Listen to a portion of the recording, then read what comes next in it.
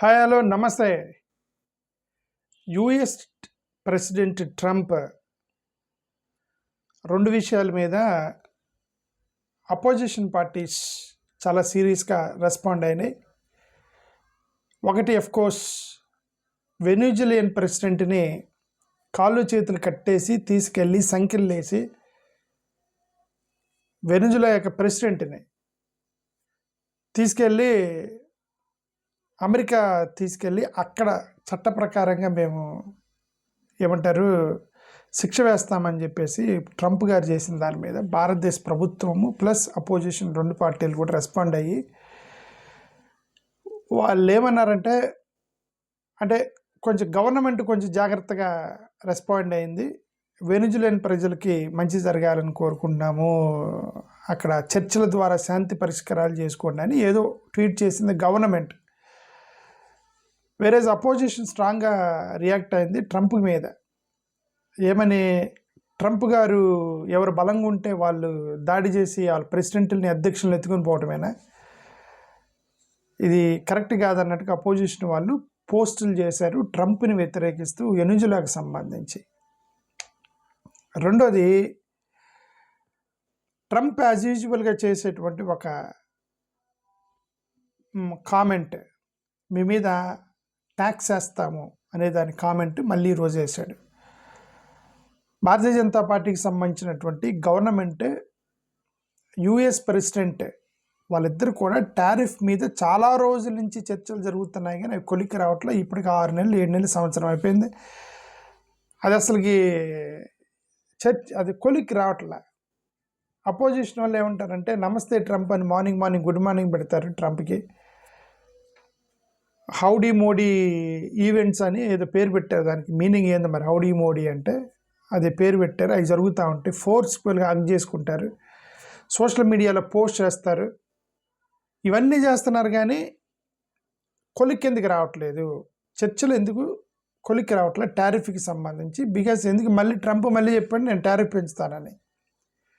Trump చేసినటువంటి comment. Okay, ప్రధానమంత్రి ఆయన ట్రంప్ ఏం పోస్ట్ చేశాడు, PM Narendra Modi is my good friend అని అన్నాడు. మళ్ళీ అది రెగ్యులర్గా పోస్ట్ చేస్తాడు కదా, మా ఫ్రెండ్ మోడీ గారు అని చెప్పి మళ్ళీ పోస్ట్ చేశాడు. బట్ అంటాడు నన్ను సాటిస్ఫై చేయాల్సిన బాధ్యత మోడీది అంటాడు.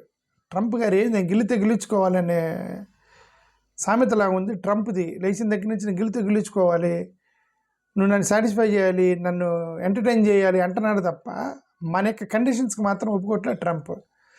అది అపోజిషన్ వాళ్ళు ఏమంటారంటే ఇది మళ్ళీ గుడ్ ఫ్రెండ్ అన్నాడు, వైట్ హౌస్లో నుంచి మళ్ళీ గుడ్ ఫ్రెండ్ అన్నాడు. Blow hot cold, blow cold మళ్ళీ స్టార్ట్ అయింది ఇండియా మీద approach. Blow hot blow cold India approach అంటే ఒకసారి ఆగేదన్నా మళ్ళీ తప్ప గుద్దేయటం అనమాట.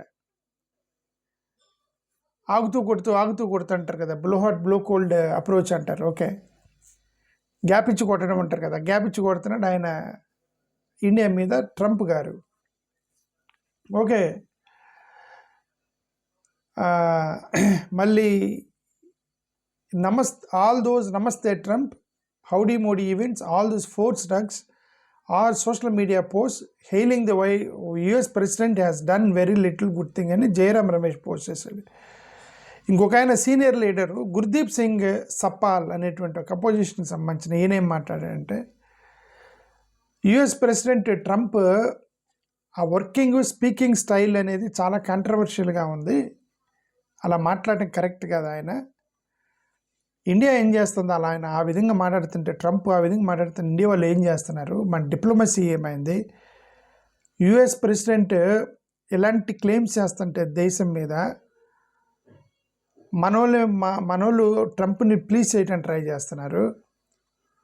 మోడీ గుడ్ ఫ్రెండ్ అంటాడు, నేను ఆయన ప్లీజ్ చేస్తానంటాడు, బట్ వీళ్ళేమో తిరిగి ప్లీజ్ చేస్తున్నారు తప్ప మళ్ళీ టారిఫ్ వేస్తానని బెదిరిస్తాడు. మనలాంటి ఇంత పెద్ద దేశంని, మనలాంటి ఇండియా లాంటి ఒక పెద్ద దేశాన్ని, ఇంత పెద్ద మార్కెట్ ఉండి మన ఇండియన్ మార్కెట్ యుఎస్ గవర్నమెంట్ని ఎందుకు గ్రిప్లో పెట్టలేకపోతుంది అనేది అతను సప్పాలు చేసింది. ట్రంప్ ఈ విధంగా ఎందుకు మాట్లాడుతున్నాడు, మోడీ గవర్నమెంట్ ఎందుకు అసలు ఆన్సర్స్ ఇవ్వదు, ఆయన ఎన్నిసార్లు మాట్లాడినా వీళ్ళు అసలు సైలెంట్గా ఉంటారు కనీసం ఒక కౌంటర్ రేటింగ్ కూడా ఇవ్వరు. అపోజిషన్ నాయకుడు మాట్లాడితే మాత్రం టక్కన కౌంటర్లు వేసేస్తారు వెంటనే. అపోజిషన్ మాట్లాడితే వెంటనే కౌంటర్లు వేస్తారు. Okay, so US already damage చేస్తుంది ఇండియాని. 50% టారిఫ్ వేశారు, కొన్నిటి మీద అయితే 150% కూడా వేస్తానని బెదిరించాడు. ఇవన్నీ కూడా ఏం జరుగుతుంది అనేది వాళ్ళు చేస్తున్నటువంటి ఆరోపణ. ఇండియా మన స్ట్రెంగ్త్ని మనం అర్థం చేసుకోవాలి. డైరెక్ట్గా డిప్లొమసీని ఎందుకు మనం మాట్లాడలేకపోతున్నాము, ట్రంప్ ఎందుకు అలా బ్యాడ్గా బిహేవ్ చేస్తున్నాడు, ఇది భారతదేశానికి మంచిది కాదు అనేది సప్పలు చేసినటువంటి ఒక పెద్ద పోస్ట్ చేశాడనమాట. అది పెద్ద పోస్ట్ అవుతున్నా. ఇదంతా ఎందుకు మాట్లాడారు, ట్రంప్ ఒకటి పోస్ట్ చేశాడు. ట్రంప్ పోస్ట్ చేసింది ఏంటి, దే అంటే మనల్ని ఇండియన్ గురించి, they wanted to make me happy basically. Trump చేసే statement, Modi is a good man, he's a good guy. Trump చేసే స్టేట్మెంట్స్ అంటే మనమంట అతన్ని హ్యాపీగా ఉంచుతాం అనుకుంటున్నామంట. బేసికల్గా మోడీ గుడ్ మ్యాన్ అంటే, Modi is good guy, he no I'm not happy, మోడీకి తెలుసు నేను హ్యాపీగా లేనని, it was important to make me happy. అతను ఏమనుకుంటాడు, ట్రంప్ అతని గురించి ఏమంటాడు, it is very good important to make me happy. మనం అతను హ్యాపీ చేయాలట, ఎందుకు ఎంటర్టైన్ చేయాలి ఇప్పుడు ట్రంప్ గారిని అనేది ఇప్పుడు ఆయన పోస్టులన్నీ చేస్తున్నాడు. Okay, they do trade, we can raise tariffs on them very quickly, it would be very bad for them అని మనం బెదిరిస్తున్నాడు. ఏమని, వాళ్ళు మనతో ట్రేడ్ చేస్తారు, నన్ను హ్యాపీ చేయకపోతే it is very bad for India అని చెప్పి పోస్ట్ చేసిండు ఆయన Trump. Okay, US senator Lindsay Graham అనే అతను లేడీన his remarks came after US Senator Lindsey Graham, who was accompanying him, said the tariffs imposed by Trump were the chief reason India is now purchasing substantially less Indian oil. Okay, మనది ఇది Russian ఆయిల్కి సంబంధించినటువంటి అదొక గోల. Russian ఆయిల్ది వాళ్ళు ఆపమంటారు, Russian oil కొనొద్దు మా దగ్గర కొనమంటారు. ఈ గ్రహం అనే అతను ఏమంటాడు, 500% ఇంపోర్ట్స్ మీద డ్యూటీ వేస్తారట రష్యన్ ఆయిల్ని కొంటే. ఎంత, 500% అంటే 100 రూపాయలు 500కి అమ్ముతారట.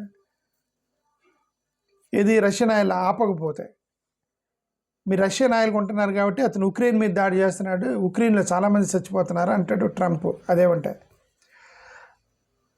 It's very bad. ఇట్లాంటి స్టేట్మెంట్లు చేయడం అనేది వెరీ బ్యాడ్. ఓకే, మరి వాళ్ళు ఎందుకు చేస్తున్నారో మనకైతే తెలీదు. సో ఇది అల్టిమేట్గా నేను అనేది ఏంటంటే, ట్రంప్ ఇది ఫస్ట్ టైం కాదు, చాలా రోజుల నుంచి ఇలాంటి స్టేట్మెంట్లు చేస్తున్నారు. అమెరికా వాళ్ళు బేసికల్గా వాళ్ళు భారతదేశాన్ని బెదిరించడానికి ట్రై చేస్తున్నారు.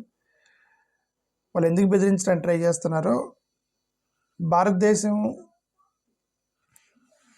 ఏంటి అనేది, ప్రాబ్లం ఏంటి అనేది బయటకు వచ్చి ఎక్స్ప్లెయిన్ చేయాలి. The major issue with government of India is they will not explain why it is happening, what is happening, what the discussions, ఎక్కడ పెండింగ్ ఉంది, ఎక్కడ కట్ అయిపోయింది, ఎక్కడ ప్రాబ్లం వస్తుంది అని ప్రజలకు చెప్పరు.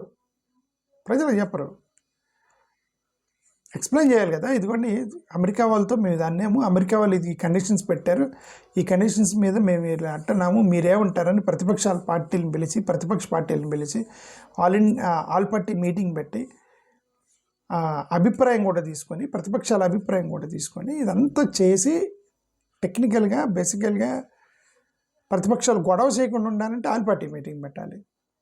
ఆల్ పార్టీ మీటింగ్ పెడితే ప్రతిపక్షాలు కూడా వస్తాయి. ఈ పొద్దున ఒకవేళ మీరు మిస్టేక్ చేసిన వాళ్ళు గొడవ చేయరు, ఎందుకంటే వాళ్ళు కూడా ఆల్ పార్టీ మీటింగ్లో ఉంటారు కాబట్టి. ఇలా ఏకపక్షంగా నిర్ణయాలు తీసుకుంటూ పోతే ప్రతిపక్షాలు గొడవ చేస్తారు. అది సంగతి. థ్యాంక్ యూ, నమస్కారం.